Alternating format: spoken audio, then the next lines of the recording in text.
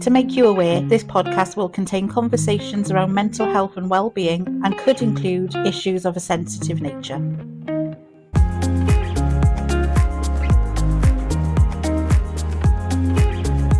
This is a podcast from Torvine Talks CIC.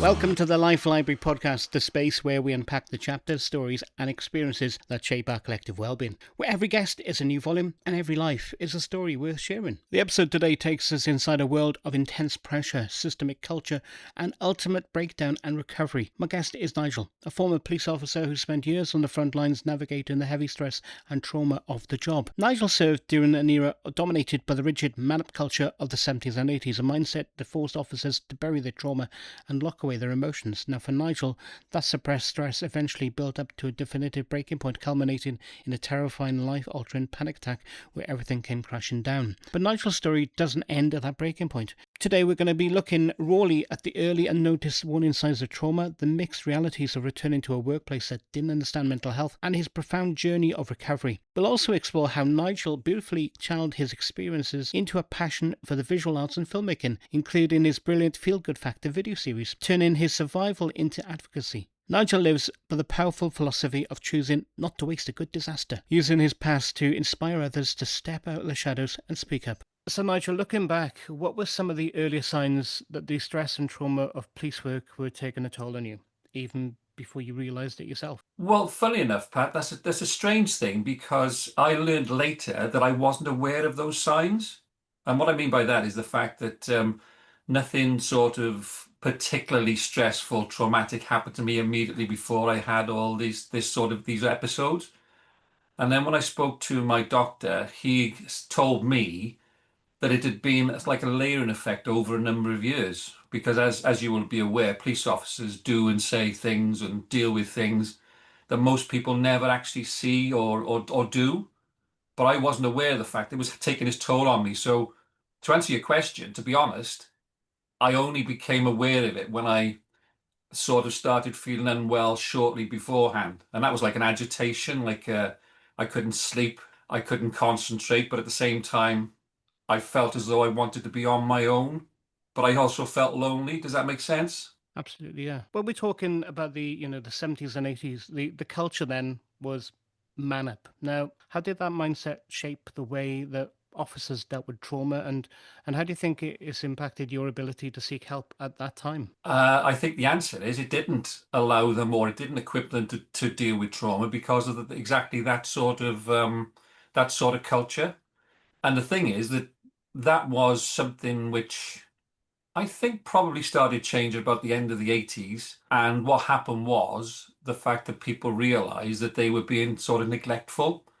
So whether that was a good reason to do it or a bad reason to do it doesn't really matter as far as I'm concerned. It's just the fact that it was starting to get more attention. But when I joined, it was very much a man's world, and it was very much the sort of place that if you didn't cut the mustard, if you weren't good enough, you would be sort of not officially, but sort of unofficially ridiculed, I suppose. I mean, that might be a bit too much of a heavy word, ridicule, but at least you would be pointed out as being somebody who lacked sort of fibre or something like that. I suppose it's a little bit like how in the 70s the Sweeney was,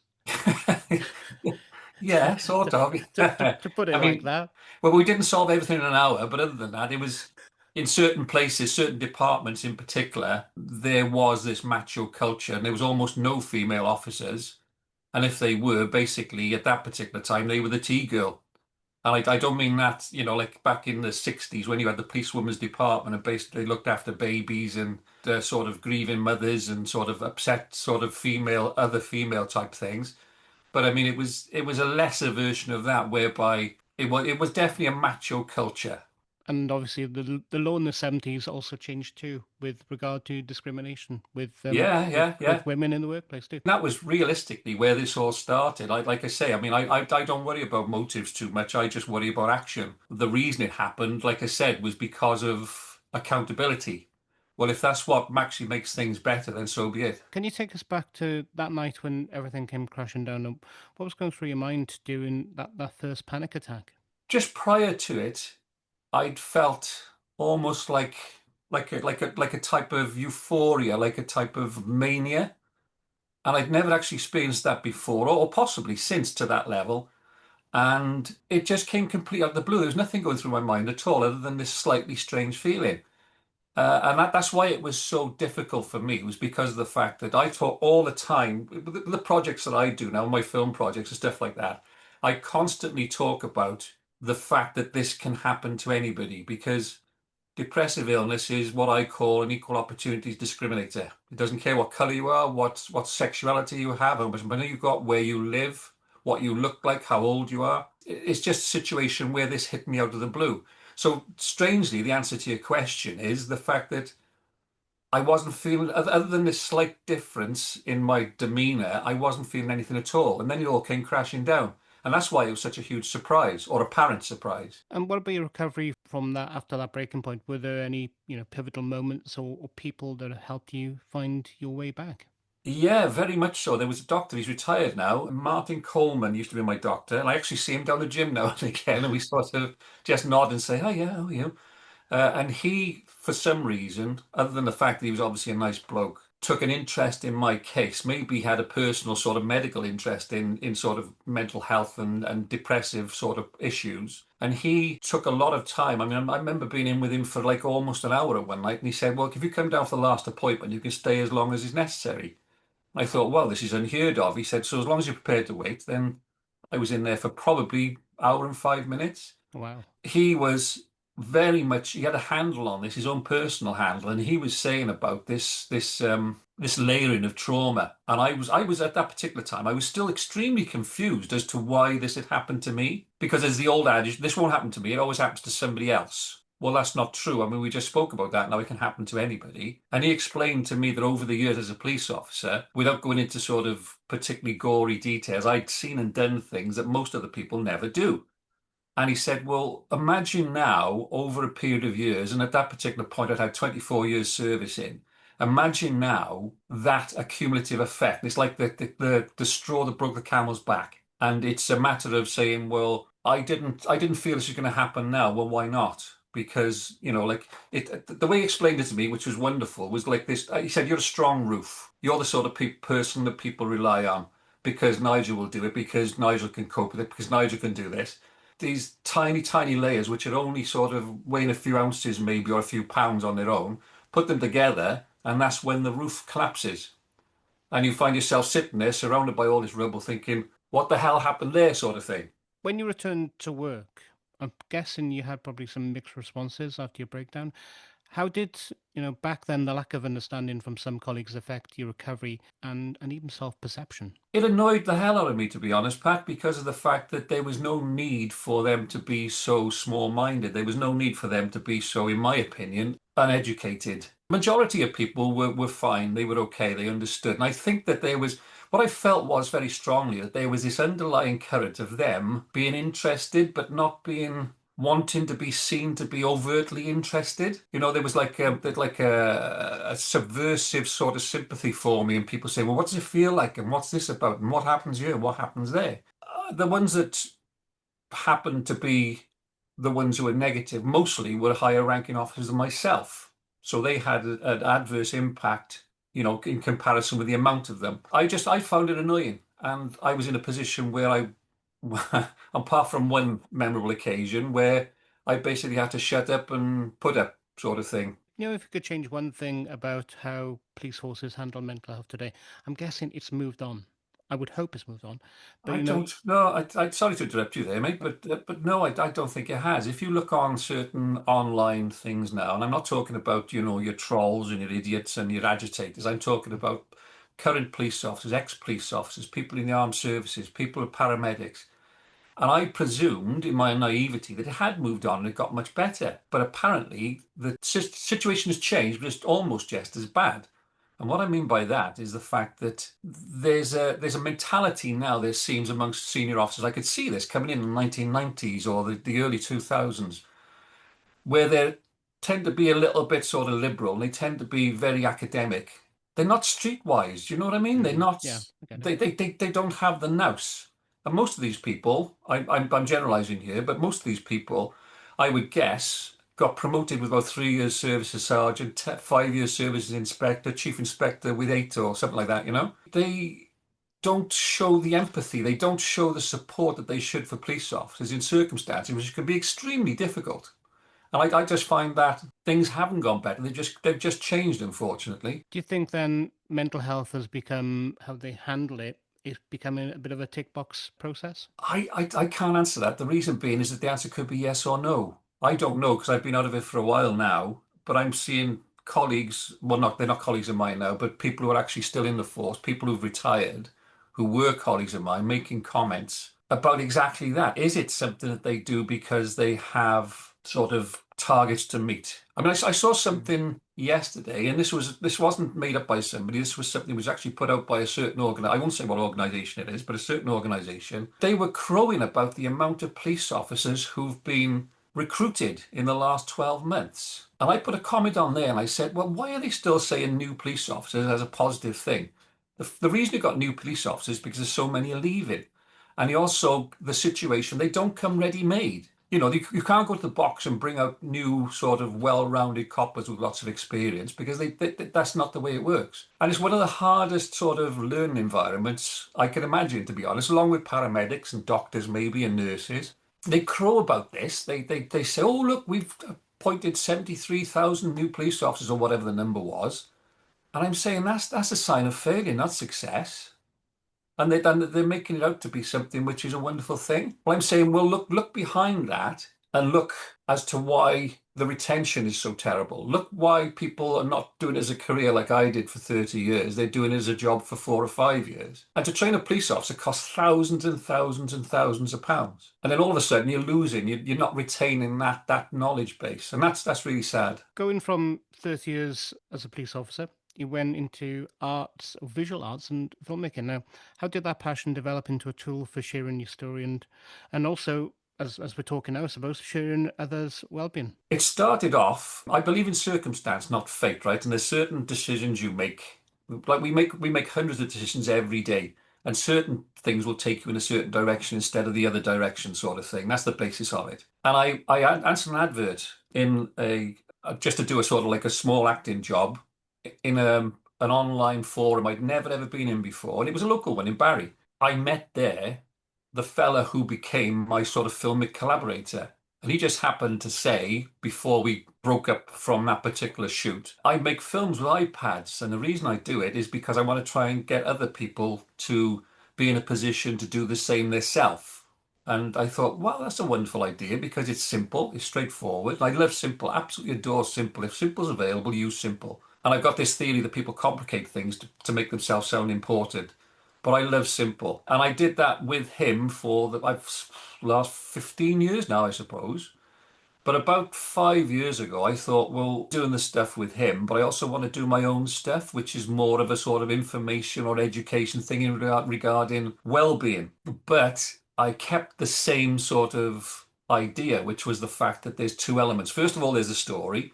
And secondly, there's the actual element about encouraging other people to do likewise, to have what I call a visual voice. So I incorporated those two things together, and I just use I've got other equipment which I don't use because it excludes people, and I'm trying to be inclusive. I now use my phone, mainly my phone, just with a couple of adaptations, to actually make what I call at the moment is called the Feel Good Factor on YouTube. And I make films, and I strictly don't go over a minute and a half, and I just put forward one idea, something to share with people, something that might help them from my experience. So the purpose of the exercise is to use my experience in a positive way rather than bemoaning it or ignoring it, so that I can try and help other people not to go down the same path as me, or to at least lessen the effect. That's the idea. Talking then about the Feel Good Factor video series, what kind of impact are you hoping that these bite-sized films will have? It's very difficult online to actually get a large audience. I mean, you've heard of Mr. Beast, yeah? Yes. You know that he has millions of subscribers, he has millions of views for almost everything he does. But he's now a multi-millionaire, and his production values are something like you would see probably from Warner Brothers or something like that. So that's a different thing altogether. So the audience you will get will be relatively small.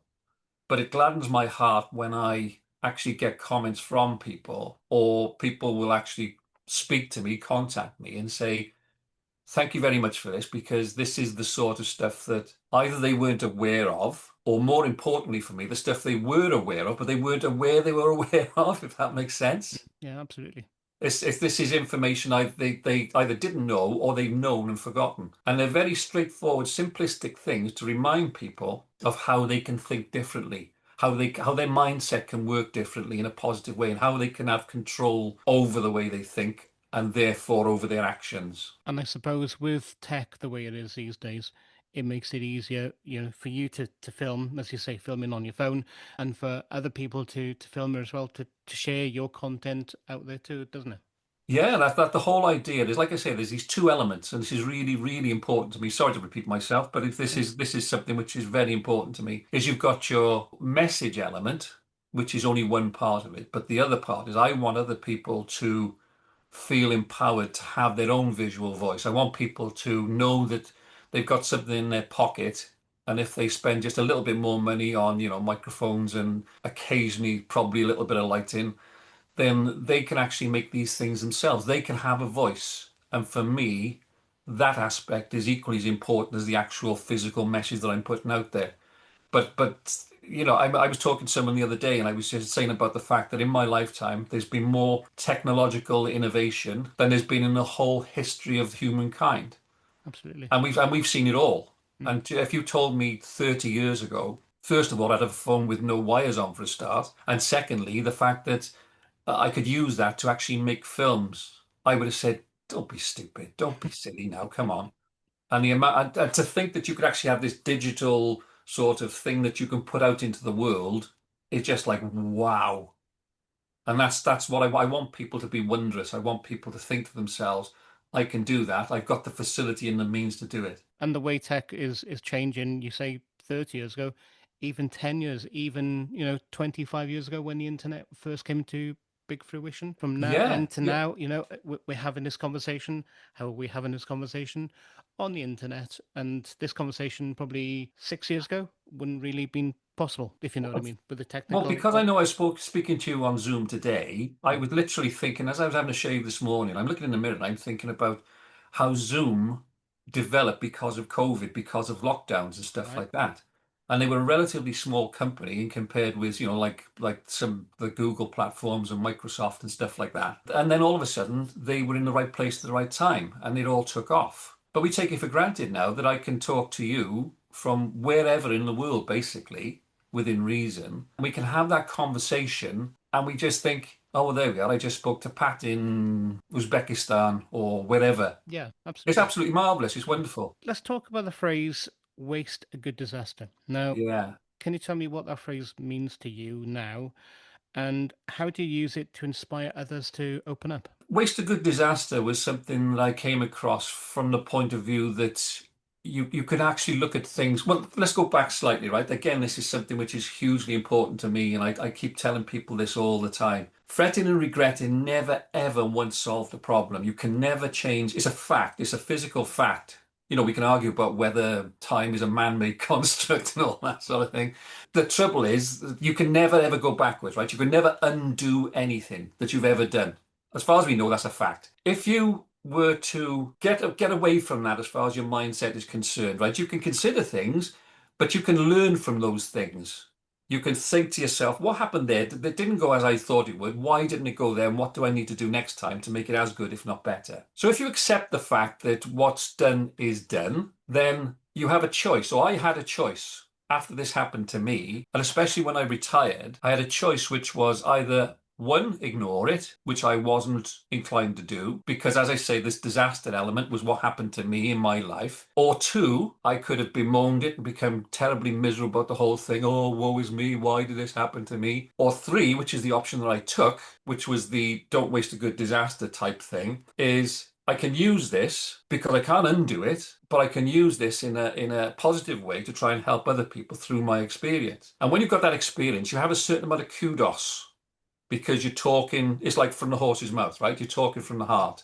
Something that annoys me slightly is the fact I hear lots of academic people, and I've got nothing against academic people in general, but on this particular subject, I hear a lot of people talking and they've never actually been through anything like this themselves. So they understand what it's about, but they don't know how it feels, and they don't know the best way to make it as good as it can be, sort of thing. So when I say don't waste a good disaster, what I'm basically saying is this is undoable. So make your mind up whether you're going to use that for good, whether you're going to ignore it, or whether you're just going to moan about it. So that's what I mean when I say don't waste a good disaster.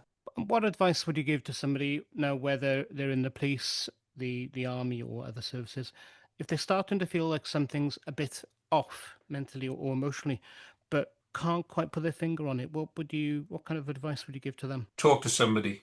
Absolutely, because I made a film not so long ago. It's called Breaking the Line, and it was talking about the fact that some people are lonely or they're on their own, and sometimes they don't even know they're lonely, and they're disconnected, physically disconnected and mentally disconnected from the world. And just an intervention cuts that line in half, and then 2 interventions cuts it into thirds, and so on. So it shortens that period of time that they are in that state. So if you're feeling what I call the hunger, right? I gave up smoking just over 20 years ago, and there's this fluttery sort of this gaspy thing about, like this addiction type thing going on. But that disappears over a period of time. Or if you're feeling agitated, or if you feel like you're hungry all the time, which I did, again, this sort of needy type feeling.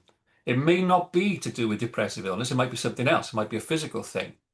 But if you feel that way, it could be a precursor to what happened to me. Because don't forget, Pat, I didn't know this was going to happen. It came out of the blue as far as I was concerned. Yeah. If you feel that way, talk to somebody, whether it's a friend, whether it's a colleague, whether it's a member of your family, whether it's a doctor, whoever. But find out from somebody else, because there's a minority of people who couldn't care less, and they'll see it as a bit of a burden if you turn around and you say, hey, Pat, can I have a little chat with you, mate? I got something I want to talk to you about. But the vast majority of people I've found are very, very supportive, and they're very understanding, and they want to help.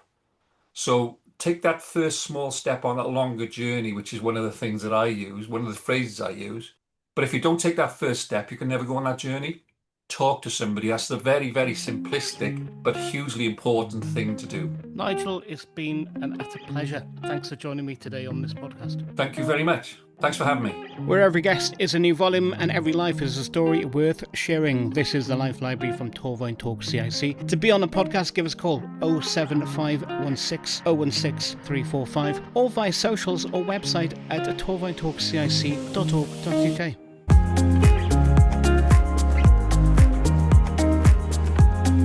This is a podcast from Torvine Talks CIC.